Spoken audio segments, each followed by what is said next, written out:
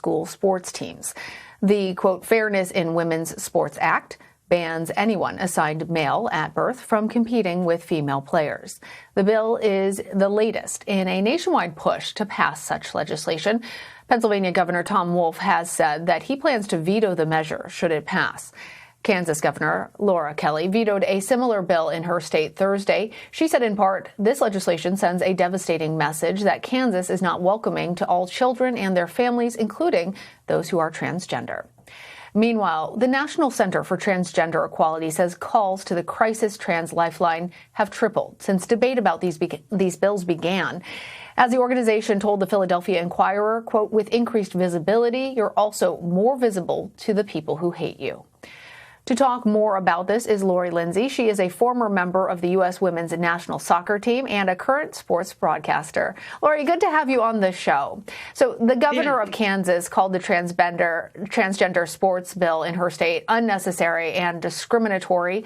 Supporters, though, insist that it's protecting women's sports or girls' sports. What do you see as the core motivation really behind these laws? Well, in general, I think there's just a tremendous amount of misinformation about trans youth in general. And then to your point, Lana, the fact that, these bills do uphold white supremacy under the guise of protecting women's sport, when we actually know that women's sport protection of it would be to have more funding, have more women in leadership positions, equal pay. So reality, though, is that these trans youth just want to participate with their friends and play sport just like everyone else. You wrote an op-ed piece for the Indy Star last summer. In it, you noted that high school is hard for everyone, but for transgender students, it comes with even higher risks when it comes to bullying and suicide. How can access to sports actually help them overcome these obstacles?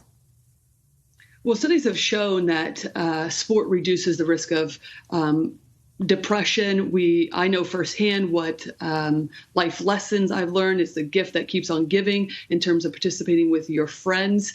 And so really it's about learning these lessons and having access to this wonderful sport and continuing to push for that, especially during these times of COVID when kids are already, trans youth, every kid actually is already being isolated and not